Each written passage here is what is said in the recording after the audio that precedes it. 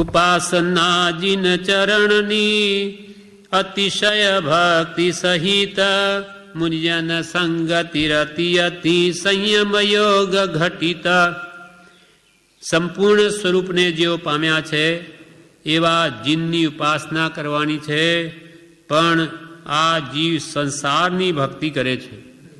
ભગવાનની એવી ભક્તિ થાય કે બીજે ક્યાંય ચિત્ત જાય નહીં, અતિશય ભક્તિ થાય. મુનિજનની સંગતિમાં અતિ પ્રેમ હોય, સંયમ પોતાથી પડે એટલો પાળે, મન વચન કાયાની શક્તિ જેટલી હોય તે પ્રમાણે સંયમ પાળે. ઉપાસના જીન ચરણની અતિશય ભક્તિ સહિત રાગદ્વેષ જ્ઞાન જેણે જીત્યા એવા નમો અરિયંતાણ, નમો સિદ્ધાણ કે નમો આર્યાણમ આચાર્ય શ્રી ગુરુ પણ એક કોટીના જ છે. એને પણ રાગદ્વેષ જ્ઞાનને જીતી લીધા.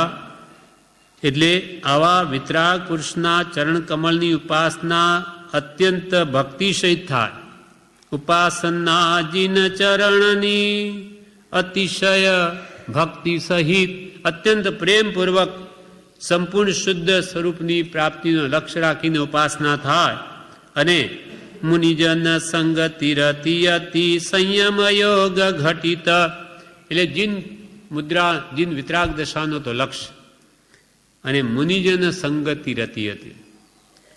મુનિજન એટલે શ્રી ગુરુની સંગતિમાં રતિ અતિ, અત્યંત રતિ, પ્રેમ ભાવ, તેને સંયમ યોગ ઘટિત. તેને સંયમ પ્રાપ્તિનો અવસર આવશે.